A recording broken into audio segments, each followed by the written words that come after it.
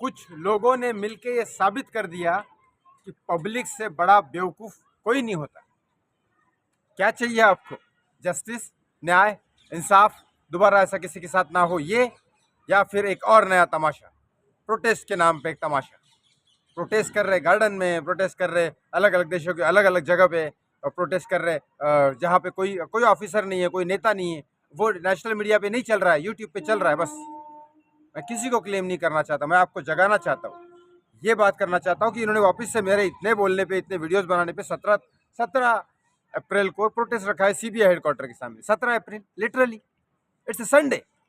कौन होगा वहाँ? कुत्ता भी नहीं होगा। संडे के दिन प्रोटेस्ट रखता है कोई ऑफिस के सामने? ऐसे ही प्रोटेस्ट रखा था नवंबर वगैरह में 2020 में, मैं नहीं गया, कोई मतलब ही नहीं था। क्या करूँ वहाँ जाके?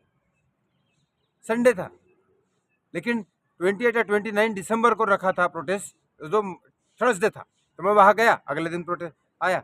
मुझे एक बात बताइए, आप आगे रिप्लाई क्यों नहीं आ रहा सीबीआई का? क्योंकि उनको कोई फर्क नहीं पड़ता आप किसी गार्डन में चिल्ला रहे हो जस्टिस फॉर एसएसआर, वो न्यूज में, मीडिया में तो दिख ही नहीं रहा है, तो प्रेशर क्रिएट कहाँ से होगा? प्रोटेस्ट का मतलब है, प्रोटेस्ट का अर्थ होता है प्रदर्शन। प्रदर्शन ज्यादा से ज्यादा लोगों के पास पहुंच के अवेयरनेस और जागरूकता फैलाई जाए नाइंसाफी के खिलाफ, और इंसाफ की आवाज उठाई जाए पब्लिक के सामने, और लोगों को जागरूक करके प्रशासन को उनकी एक तरह से उनको अपनी औकात दिखाई जाए, और इंसाफ की मांग की जाए, और इंसाफ हासिल किया जाए।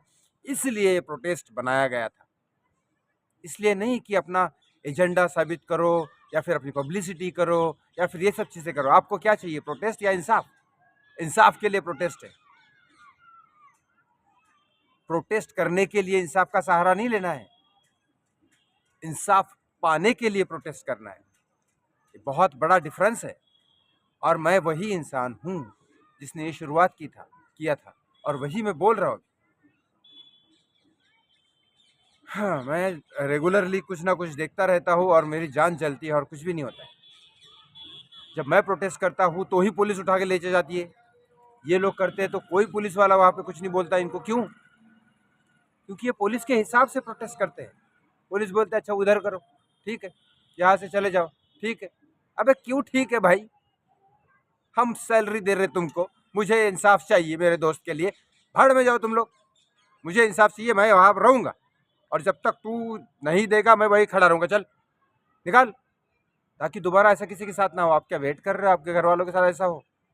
क्या आपके जानने वाले किसी के साथ ऐसा हो? बहती गंगा में हाथ धोने वाले हजारों लाखों है, उसके खिलाफ खड़ा होने वाला एक ही आदमी होता है।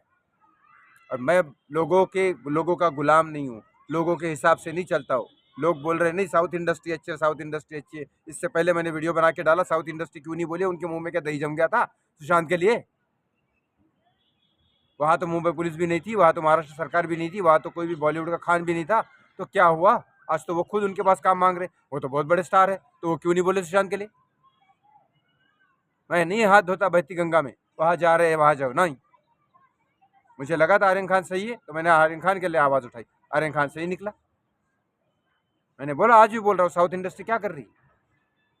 मुझे नहीं है मेरी परवाह, ना मुझे बॉलीवुड से परवाह थी। तब मैंने आवाज उठाई थी सुशांत के लिए, जब कोई नहीं बोल रहा था। आज भी बोल रहा हूँ, एक बार स्टैंड लिया है तो स्टैंड लेता रहूंगा। लेकिन जो गलत है वो गलत है।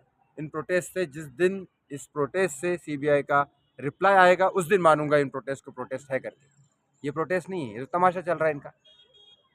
वहाँ वड़ा पाव खा रहे, वहाँ भजिया पाव खा रहे।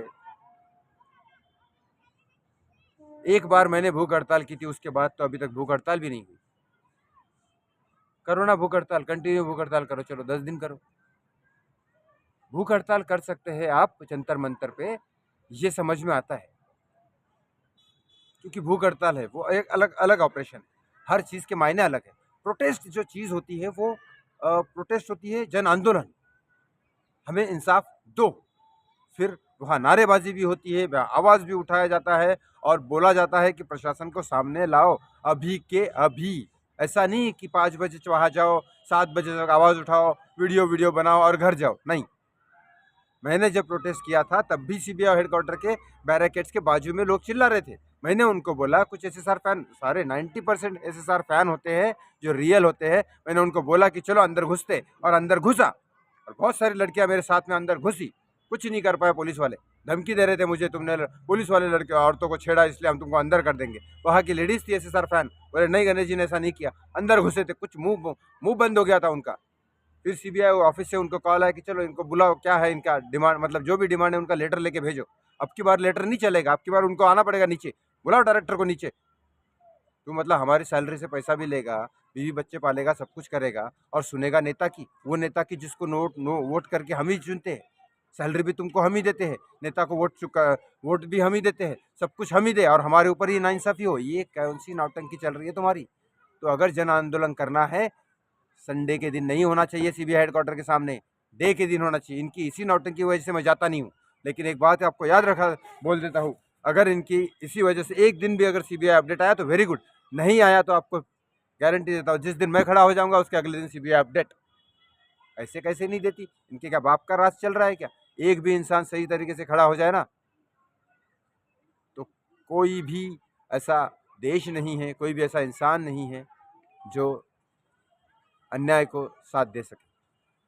न्याय के साथ खड़ा एक भी इंसान हजारों अन्याय के लिए भारी पड़ जाता है, अगर हिम्मत है तो, और सच्चे न्याय के लिए खड़े हो तो। चलिए, मैं यहाँ शादी में आया हूँ, मैं नहीं चाहता अपना हाई ब्लड प्रेशर बढ़ाऊँ उन लोगों के लिए जो बेकार में आप लोगों को बेवकूफ़ भी बना रहे और आप बेवकूफ़ बन भी रहे हो। जो लोग समझ नहीं सकते बात, उनके लिए मैं अपनी तबीयत क्यों ख़राब करूँ? जब आप समझोगे तब बहुत देर ना हो जाए, इसके लिए मेरी जान जलती है और इसके लिए मैं समझाता हूँ। अभी भी समझ जाओ, देर नहीं हुई।